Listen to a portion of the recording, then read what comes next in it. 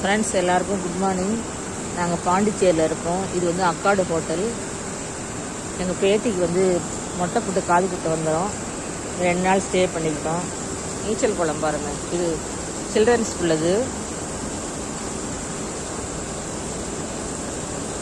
இது வந்து பெரியவங்களுக்கு உள்ளது.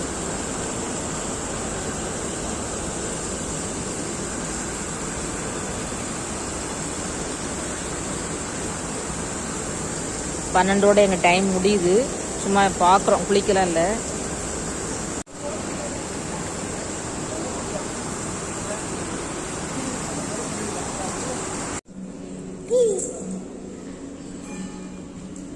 ரணி பேர் என்ன?